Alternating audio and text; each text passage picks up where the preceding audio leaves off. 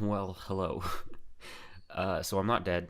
But before we get in, I just want to let you know I'm sitting right next to an open window, and you can hear the beautiful birds chirping. So let's just take a few seconds and listen to that, okay?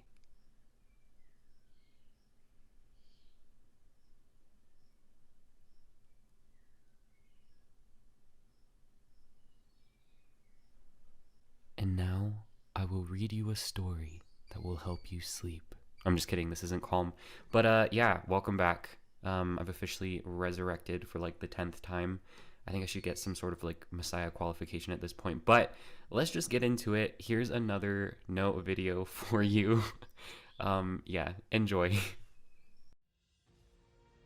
My hopes that the mantises would ignore the village were unfounded, and I think we were all wondering if this morning's sunrise would be our last. Despite all my practice, my rifle felt heavy and foreign in my shaking hands as the swarm advanced. Fortunately, they weren't our only visitors. The villagers erupted in cheers as lightning and fire tore through the advancing insects from above. Some chanted a name, Wali al-Aswad. The rider, still hidden between black robes, didn't acknowledge the ovation. With swift efficiency, their small flight of wyverns decimated the mantis swarm and made for the horizon. Wali al-Aswad. I need to meet this person, if only to thank them. Just who or what Wali al-Aswad is depends on who you ask. Some of the villagers have attached a religious connotation to the figure, believing it to be some sort of heavenly guardian who appears to worthy in their time of need. One villager is even convinced Wali is an extraterrestrial. I don't deal in beliefs. I deal in empirical evidence, and that means nothing about Wali is certain until I can meet them. I won't forget this village's kindness, especially after granting me a morellatops and supplies for my journey. But this is why I'm here, to find answers. I'm definitely more prepared for this desert than before, and better equipped. With my morellatops offering a large mobile supply of water and radar looking out for the weather, the only threat I really have to worry about is major predators, also giant golems. I'm actually impressed with the shape I'm in, if I do say so myself. I think I even saw some ab definition the other day. Took me long enough. I've been living without sweets for ages, after all. You'd think I'd get fit much quicker. Great. Now I miss sweets. The things I'd do to taste chocolate again. It took weeks of searching, but I finally caught a glimpse of Wali al-Aswad. I knew I was getting close when I found a series of fulgurite formations this morning, and sure enough, I spotted several wyverns later in the afternoon with a lone rider among them. The rider clearly saw me too, because soon enough the wyverns were circling overhead. I waved and yelled in greeting, even calling out Mei Yin's name just in case. Yet, without so much as a nod, the wyverns regrouped and flew off. Wali's not a social butterfly, it seems, but I'm not letting them off the hook that easily. Of course Wali lives on a bloody mountain. Of course they do. I saw their wyverns land at the summit yesterday, and they haven't left. This has to be their home, unfortunately. The paths were too narrow for my morellatops, so I had to leave it behind. It should know to wander off if I don't return for it. Not that I can really afford to worry about it. The climb's doing a fine job of kicking my ass even without distractions. I swear, if I don't have a six-pack after climbing a mountain in the bloody desert, I'm going to be awfully cross. I don't know what kind of reception I expected when I reached the summit, but laughter wasn't one of them. Yet that was exactly what I heard when I finally let myself collapse and started flinging every obscenity I could think of at this damned mountain. The bemused laughter of an old woman. Wali al-Aswad is definitely no guardian angel. She was quick to dismiss those particular rumors with remarks about how the gods have abandoned this wretched place. As long as I avoided the subject, though, she welcomed my questions with surprising warmth, though often enigmatically. I have a feeling that I'll need to be patient with her. It turns out that I didn't find Wali al-Aswad. She found me. While the portal I used to get here opened with little fanfare on my end, apparently the other side created quite the spectacle. According to Wali, it was easy for her to spot from atop her wyvern, and she started tailing me soon afterwards. I guess her timely interventions were no coincidence. She didn't seem very surprised when I told her about the obelisks, their guardians, or even that this desert is actually a space station. Either she knows more than she's saying, or experience has grinded the surprise right out of her. I really missed flying. There's no replicating the feeling, and no replacement for seeing a sunrise amongst the clouds. Wally probably started these wyvern writing sessions just to give herself an escape hatch when our conversations get too personal, but I can't say I mind.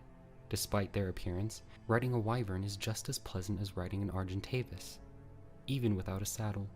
By design, perhaps. No matter, genetically engineered or not, they are magnificent creatures. It's a risky proposition, but I absolutely must observe them in the wild sometime. I can't pass up an opportunity like that.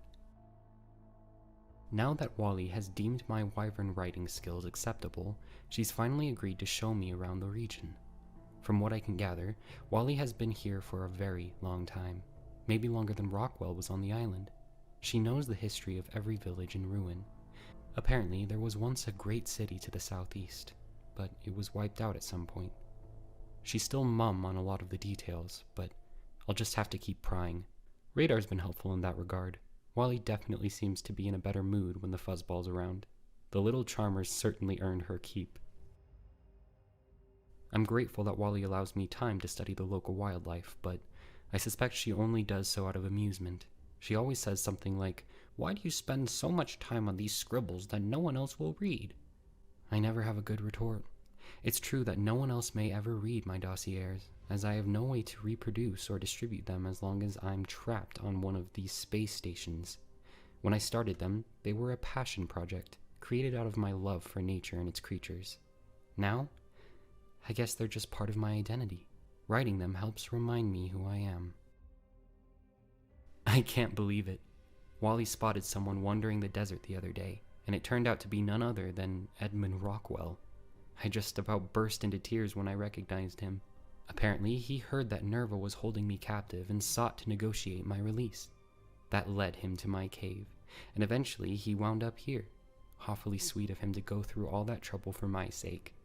Strangely, Wally claims that she saw a portal open up far away from her territory shortly before mine did. I guess that was Rockwell's, though Wally arrived at the scene too late to track him. Rockwell theorized that the portals may have taken us through time as well as space. Considering my present company, I'm inclined to agree with him. Wally has been much quieter since we found Rockwell. I guess she's just letting us catch up. However, she did say something interesting when we were recounting Nerva's ambitions for the island. "This place would never allow anyone to master it," she said, and when I asked her to explain, she told me that the great city to the southeast was destroyed by the obelisk itself. Now, it's just conjecture, but it's interesting to think about. Could the curators of these stations be monitoring human behavior and clipping its wings should the survivors ever band together and fly too close to the sun? If each station represents a different group in a larger experiment, resetting human progress would make a lot of sense. It's a bit grim though, isn't it? Yikes. I don't think Rockwell's been sleeping much. I woke last night to find him studying a strange piece of metal by firelight. I guess some tribe gave it to him as a gift, along with a very familiar looking artifact. I insisted that we show those items to Wally, and she recognized them as the property of this station's lone guardian.